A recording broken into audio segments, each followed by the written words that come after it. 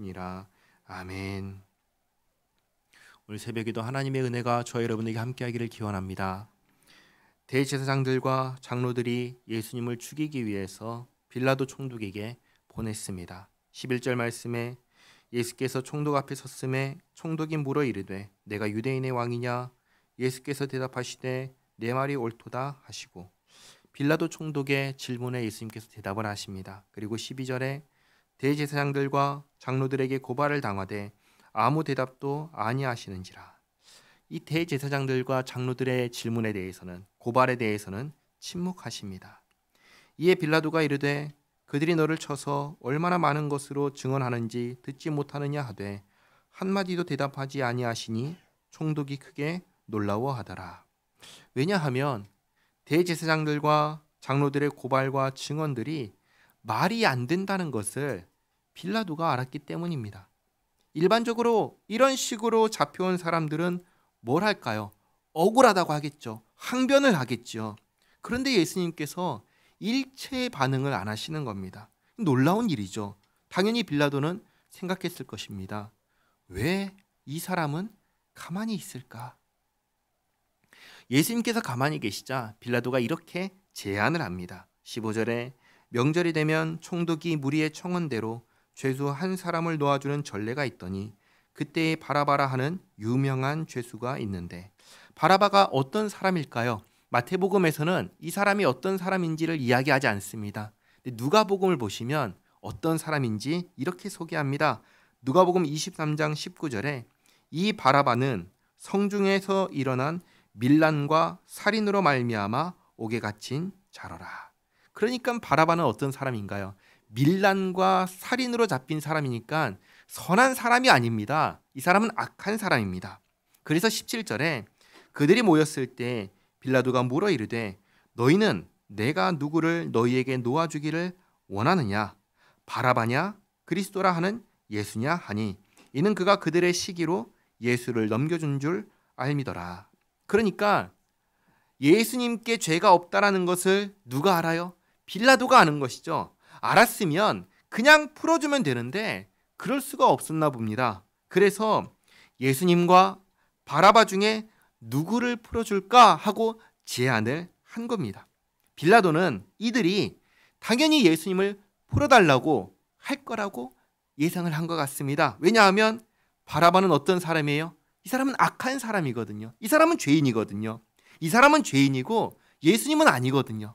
빌라도가 판단할 때 그렇습니다. 그러니까 당연히 예수를 풀어주고 바라바를 잡으라고 그렇게 얘기할 거라 기대를 했습니다.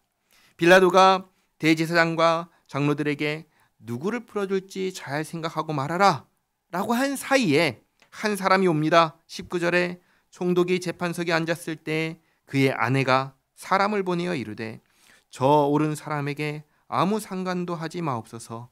오늘 꿈에 내가 그 사람으로 인하여 애를 많이 태웠나이다 하더라.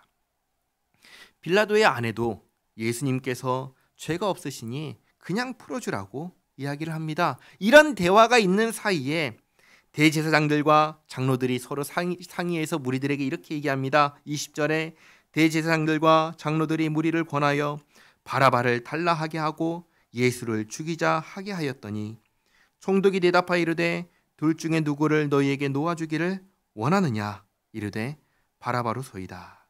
빌라도는 아마 당황했을 것입니다. 이 극악무도한 바라바를 풀어달라고 하면서 말이죠. 그리고 22절에 빌라도가 이르되 그러면 그리스도라 하는 예수를 내가 어떻게 하랴? 그들이 다 이르되 십자가에 못 박혀야 하겠나이다. 빌라도는 이해가 안 되는 것이죠. 도대체 왜 이렇게까지 예수를 죽이려 하는 걸까 싶은 겁니다. 그래서 23절에 이렇게 말합니다. 빌라도가 이르되 어찌미냐? 무슨 악한 일을 하였느냐? 그들이 더욱 소리질러 이르되 십자가에 못 박혀야 하겠나이다 하는지라. 그러니까 마치 무언가에 홀린 것처럼 그런 상황이 됐습니다. 누가 봐도 예수님께는 죄가 없습니다. 그런데 사람들은 예수님을 죽이라고 합니다. 이유도 없습니다. 상식적으로 이해가 되지 않는 상황이 지금 벌어지고 있습니다. 24절에 빌라도가 아무 성과도 없이 도리어 밀란이 나려는 것을 보고 물을 가져다가 무리 앞에서 손을 씻으며 이르되 이 사람의 피에 대하여 나는 무죄하니 너희가 당하라. 백성이 다 대답하여 이르되 그 피를 우리와 우리 자손에게 돌릴지어다 하거늘. 마지막에 가서는 무슨 일이 일어나죠? 빌라도나 백성들이나 전부 다 책임질 수 없는 말을 합니다. 빌라도는 재판장입니다. 재판장은 판결에 대한 책임을 피할 수 있나요? 피할 수 없지요. 나는 무죄하다 한들 아무 소용이 없는 것입니다. 그리고 죄가 없는 예수님을 죽인 핏값을 이 백성들이 어떻게 책임질 수 있나요? 또 여기 있지도 않은, 태어나지도 않은 자손들에게 왜 연대 책임을 지게 합니까? 정말 아무 의미도 없는 무책임한 말을 서로 주고받습니다. 그리고 26절에 이에 바라바는 그들에게 놓아주고 예수는 채찍질하고 십자가에 못 박히게 넘겨주니라. 세상에서 그래도 정의와 공의를 기대하는 곳이 있다면 그게 어딜까요? 재판장입니다. 재판장.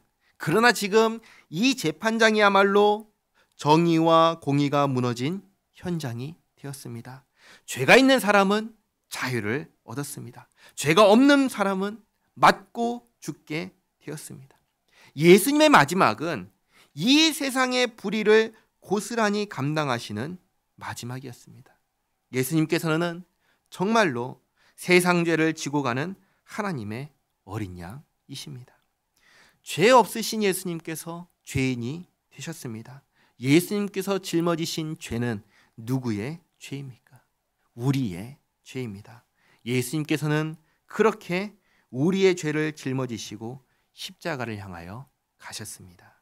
기도하겠습니다. 하나님, 예수님의 재판 장면을 보면서 너무나 답답했습니다. 예수님의 죽음에 대해 재판장은 판결을 내리면서 책임지지 않으려 하고 백성들은 책임질 수 없는 말만 하고 있습니다. 극악무도한 죄인은 풀어주고 오히려 죄가 없으신 예수님을 잡아 죽이려고 하는 세상에서 가장 공정하고 정의로워야 할 재판장에서 이런 일이 일어나는 것을 보며 할 말을 잃었습니다. 이것이 죄의 결과이고 죄로 인하여 부패하고 오염된 우리들의 모습입니다. 하나님, 부패하고 오염된 우리의 모습을 알게 하시고 그럼에도 불구하고 살려주신 은혜에 감사합니다. 예수님을 죽게 만든 죄인임에도 불구하고 구원하여 주신 은혜에 감사드립니다. 하나님, 우리의 모든 더러움과 부패를, 죄악을 대신 짊어지시고 깨끗하게 하시고 정결하게 하여 주심에 감사합니다. 하나님, 우리가 예수님 안에서 새 것이 되었습니다. 하나님, 우리가 예수님 안에서 하나님의 자녀가 되었습니다. 이 은혜를 잊지 않게 하옵소서. 이 은혜를 기억하며 살게 하옵소서. 하나님께 감사와 영광을 올려드리는 우리의 인생이 되게 하옵소서. 예수님의 이름으로 기도하옵나이다. 아멘.